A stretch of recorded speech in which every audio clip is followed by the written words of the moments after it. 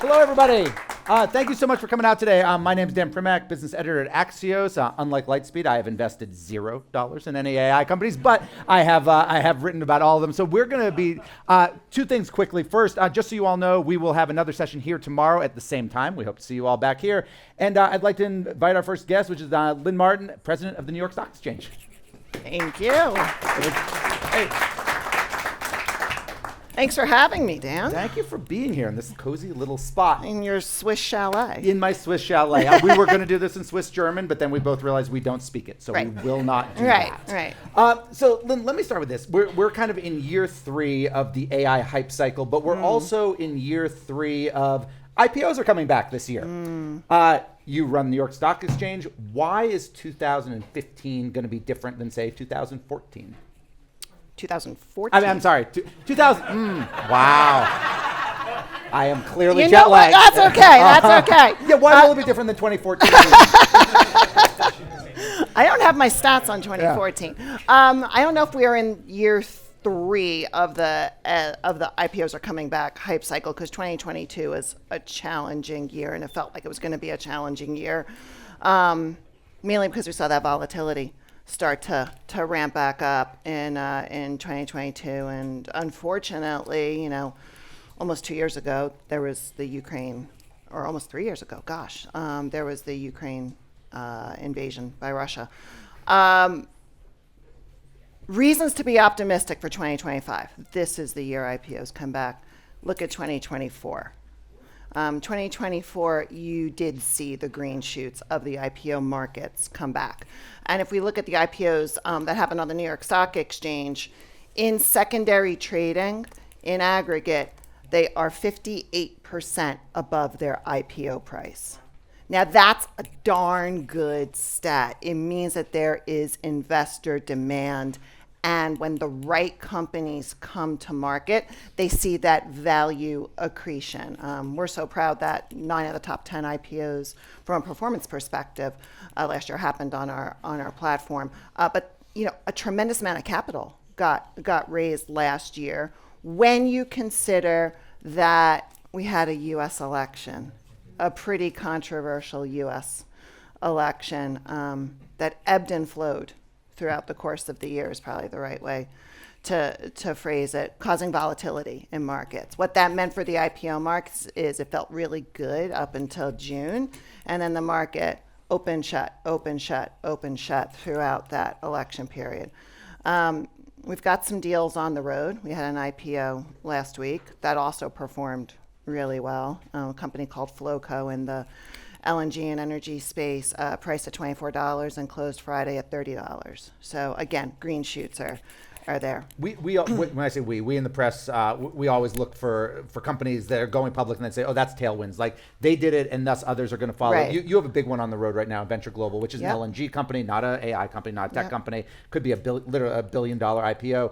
Do you view that as one that, if successful, will have tailwinds for other companies, or is that really more of a one-off because it's not unique, but relatively unusual, and it's maybe a little bit like what ARM was a year ago or a year and a half ago? It kind of stands on its own. It does stand on its own because of the size of that IPO. I mean, they're talking around $100 billion valuation at IPO, which is so like a small AI company. Exactly. But importantly, you think about it. You think about what is coming out of the U.S. Some of the initial signs of what President Trump is going to do. The LNG sector is really well positioned. So you talk about green shoots, and you're right. So a lot of the companies that did decide to go public last year priced well. They've traded better in the aftermarket. But David Solomon, good standing member of his company, Goldman Sachs, he said, quote, the other day at a Cisco event, quote, "It is not fun being a public company. Who would want to be a public company?" End quote, says CEO of public company. Your response to David, why would anyone want to be a public company? It's not fun. Well, to address the not fun part, I think the next administration, this administration that got sworn in yesterday, is going to look at some of the reasons it's not fun. The additional tax, if you will, on public companies, the additional disclosures. Now, no one is questioning the need for accurate financial disclosures. That's good. That's good table stakes. But there's been a variety of other regulations that have been layered on top of public company CEOs over time. So it does appear that this administration is going to look at that. Nothing really beats the liquidity and depth of the U.S. public markets. That's the reason to go public. Democratization of investor. Yeah. Right. But what it means is I think companies are probably going to stay private a bit longer. And when they come to market, they're going to be better companies, better, higher quality companies that actually tap the public markets. Do you feel you are, when I say you, the stock exchange and exchanges maybe even globally, are competing now with private capital in a way they never did? It used to be private capital, it was almost hand in hand. Private capital, helped a company get to you. Mm-hmm. Now it seems like they're often stopping a company from getting to you. I don't view them as competition. I still view the private markets as an important partner. A company, when they're seeding an idea, should not be a public company. Right. They're still in startup phase. They're still investing in the next great initiative, the way to make the world better. And when you're in full-on investment mode in your business and trying to get your product to market and get critical mass of adoption for your product, it's probably not the greatest time to tap the public markets. You're very focused on, building still. And I think the private markets play an incredibly important role. Do you feel, is there any concern, the thinking used to be that one of the reasons that people like to buy into IPOs was because you were still buying into a big, as an investor, you were buying into a growth story, that some of these companies, if they get so long in the tooth, that at least the rapid growth has all been, all the benefit to that has gone to the private investors? Or not all, but a lot of it. A lot more of that growth is now staying on the private side than the public, because they are. Look at a company like Reddit last year. Yeah. Their IPO, their valuation at IPO day was $7.5 billion. Sure. It's now 30. Yep. They're a great example of a well-known household name. Viking Cruises. That was another great IPO last year. The more industrial sector, UL. The more tech sector, Rubrik with their with their cyber defense platform.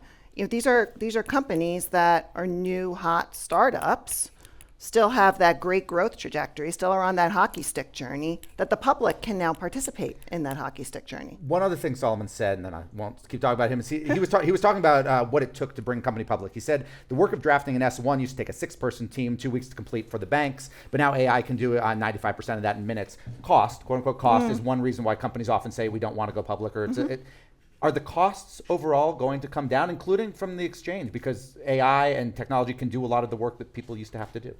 I don't know how the cost will definitely be impacted, but I don't know how.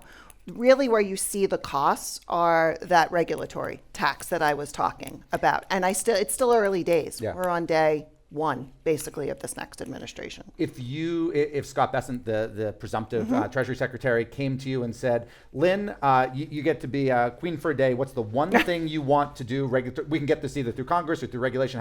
What's the one thing you would want him to do?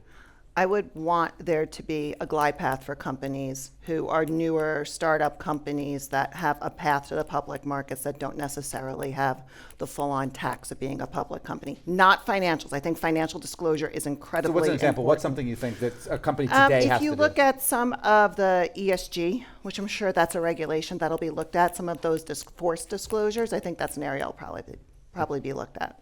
Well, let's talk about AI. You obviously personally have a background in neural networks. That's kind of, you're not a financier by trade or training originally. What is a tangible example of how the New York Stock Exchange is using AI internally? We process 750 billion incoming order messages a day, buy, sell, and match trades come into our platform. We can't do that with humans. Can't find enough humans to process that without using good technology. So we've been using AI from our regulatory team to spot nefarious behavior in our markets, and then have that as an output to our humans, to allow our humans to do higher value add work, as opposed to crunching, here's a message, here's another message. Do you think you're catching more than you would have caught 3-4 years ago? We absolutely are. That's interesting. Does that, you hear two arguments when it comes to AI, when it comes to labor. You hear the one, it's going to replace everybody. The other is it's going to actually create more work. Do you feel, for example, when it comes to, don't have the people crunching the emails, as you said, But do you have more people almost on the enforcement side because you are seeing more We have stuff? people doing higher value added work than they did in the past. You talk about the importance of having, quote, high quality data. I think that's the term you use a lot. Yeah. What practically does that mean? What is high quality data compared to, I guess, low quality data? High quality data is data that can be trusted. I mean, to me, it's just about trust. Is it data that you know is the golden source? If you have data that is not the golden source that seeps into the models, you're going to get probably unfortunate outcomes. How do you, But you also need the human to make sense of the outcome of the AI. when you say the gold star, how do you, or how does New York Stock Exchange, how do you determine one from the other? Because I would think bad data, how can I put this? If it is good bad data, it is disguised to look like good data. Well, that's where we apply AI selectively to data that we know is trusted in our platforms. We don't just apply AI everywhere because we're very deliberate on the data that we apply it to. Yeah. What can you do when you talk about being able to crunch those numbers? I assume you've been able to do that for a little while. Is there something that you've been able to add, say, in the past year? When we think of how quickly AI is advancing, is there something you've been able to add in the past year that you couldn't, say, do a year ago, just because technology's got advanced? We're using AI in a couple of other areas at our parent company, which is another area I'm quite ICE, passionate about, ICE, yeah. So we've been using AI there to add liquidity to our energy markets for quite some time. We have LLMs that are embedded within our proprietary chat platform, which understand if I'm talking to you about the Swiss chalet we're sitting in, or if I'm talking to you about a crude oil trade, and if it detects the crude oil trade, it will pop through some value-added analytics that we produce internally, and then allow you to submit that to the trading platforms. We've seen the amount of activity generated, still early days, but the amount of activity generated in our energy markets really do this really nice compounding growth. Do you think this That adds liquidity to markets. that makes sense? Do you feel 2025 is going to be the year that we see a true AI, I don't mean AI native, AI focused company come to market? I mean, I know there's some that are talking about it. Are we going to see, every company is now using AI, applying AI, including legacy companies, but a company that we would kind of all say, oh, that is a AI company, not just a company that uses it? I don't know. I think the jury is still out as to who's coming to market. I think the people that are tapping the public markets are the more traditional companies, the ones that you understand. I do think the energy sector, given the demands of AI on power, is very much related to AI. But to your point, they're not a true AI company. That makes sense. You and I were on stage in New York in May, and it was just days before the U.S. trading systems moved to T+1 settlements. And there was questions of, is this going to work? And it did, with relatively few hiccups. Does the rest of the world, like Switzerland, does the rest of the world need to move to T+1 before the U.S. can start going to T+, or begin working toward T+0? Well, we're pretty happy we got to T+1 as quickly as we did. I don't know what I think the U.S. is on a different path from probably the rest of the world. One of the areas we're focused on is the elongation of our trading day. We announced in September that we were moving to 22.5 on our electronic trading platform, mainly because our clearinghouse, DTC, had started to allow trades in the elongated session. Now, there's liquidity that had developed overnight outside of the exchange ecosystem, but importantly, it wasn't guaranteed by a clearinghouse and it wasn't guaranteed by hardened infrastructure. So we're really focusing on getting that done this year. Why 22 instead of 24? We match the clearinghouse. Why are the clearinghouses? 22 seems like such an odd, arbitrary number. Like 9 makes sense, 8 makes sense, but 22, like 22? There's a moment in time. For 2 hours. There's a moment in time where their systems had to recycle.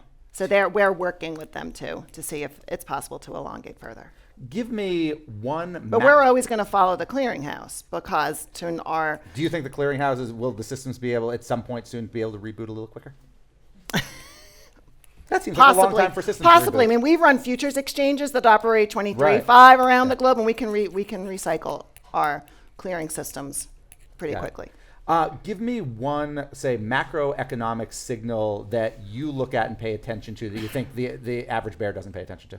Well, everyone's paying attention to inflation, right? Everyone's paying attention to interest rates. I pay attention to volatility. The VIX is a key indicator that I pay attention to, because to me that's a barometer of if the market is stable from an IPO perspective. That makes sense. Last question for you. You've come to Davos before. I'm a newbie. This is my first trip here. I've been here for like 48 hours. You having fun? I am having fun. Good. It's been good so far. I haven't slept nearly enough. For other people who are like me, do you have a Davos hack? Drink a lot of water because you're in the mountains. People don't seem to realize that as much, right? I don't we're hiding in know, Denver. and you're talking so much, and you. The great thing about Davos is everyone is here, and you have the ability to interact with so many world leaders and luminaries, and true icons of business. I don't just mean political leaders, but by the end of the day, your voice gets really raspy from talking so much. So make sure you drink a lot of water. Lynn, thank you very much. Thank you. We're going to go off and bring up Ina Fried, my colleague.